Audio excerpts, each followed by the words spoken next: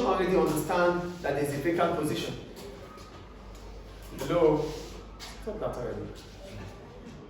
The organization already understands that there's need for a position to be filled.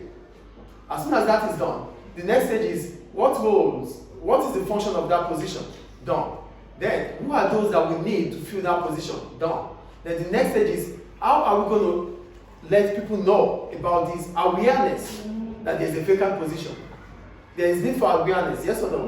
We can't just agree that we're going to employ people here. Outside, nobody knows what we're talking about here until we have to announce it to them. We have to inform them, yes? So usually some businesses, they don't advertise it, it's like a high school job, they're like, the person will choose something, like they know personally. Yeah, they call it edging. Edge? Can you just stop this already? Yeah, that means you've been pointing someone because of the knowledge, the experience of that person, or the work of that person. That is for top positions. But when we're talking about the middle level, you might have to employ. So the point about advertisement is creating awareness about the vacant position. So are you creating awareness internally within the organization or externally out of the organization? Please sit down properly. You have to stand after now. You have to stand after now, or you sit properly, sit upright.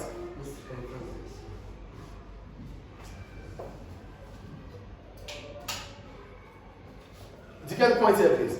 What we're talking about is the position is known. So how are we going to let people know that there's a vacant position? We have to advertise. So advertisement could be internal or external. That is the point. If it is internal, it means we need to recruit workers within the organization. If it is external, it means we are employing workers from outside of the organization. We are inviting applicants from outside of the organization. Do you understand advertisement now? Yes. Advertising is all about awareness about the vacant position. And as soon as that is done, it is expected that the advert will be successful and a lot of applicants will send in their CV. Do you get the point here? As soon as advertisement is done, a lot of applicants will start sending their CV to the organization. That is the next stage. Receiving application forms. Then after that, all the application forms will be received. Then after receiving the application form, there will be shortlisting. Here, the organization would have selected those that they feel are qualified for that position. Through their CV, the curriculum vitae. The CV talks about you, who you are, your credentials. Because there's person specification and job description. Through your CV, through your credentials, we'll be able to know if you are qualified through these two. Do you get the point or not? You're going to send your CV because you've seen the advertisement. You think you qualified. So you're going to send your CV, and as soon as they get your CV, they will check through the job description and person specification if you really qualify. But that does not give you the job. Some people lie on their CV. What? Some people lie on their CV. There, your CV might, yes, what you're trying to say is that your CV looks like a lion, but in real sense you're a dog. That is how it means. But how do we know about it? We get to know about through interviewing. So your CV can be so huge and so rich, but that's why I said it doesn't end there. You go through the interview to confirm your potentials. So there's no way you want to lie, the truth will catch up with it. Because through the interview we get to know you. You don't know. They're going to ask you things that relates to what you think you know. It's interview.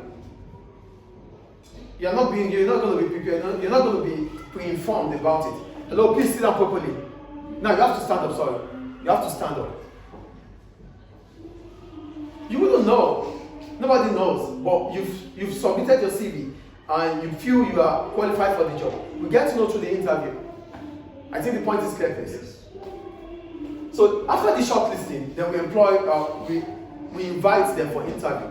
So it is left for the interviewer to decide the right person for the position. That is interview. Do you get interview here?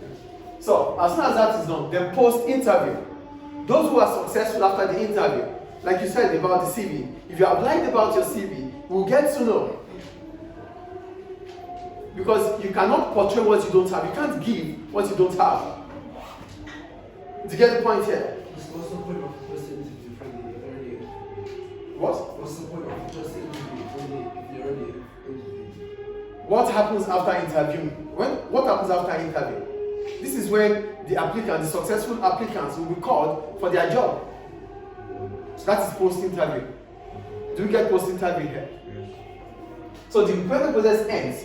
As soon as we are able to fill up the position, the recruitment process ends there. So at that point in time, we have contacted the successful applicants. And it is important, that's why I said NB. It's also appropriate to contact unsuccessful applicants so that they can get a feedback, so that they won't be waiting forever. Do we understand? Yes. So this is all about the recruitment process. Is it clear? Any question? No. Is it clear, please? Yes. Okay. You're sleeping. Why are you sleeping?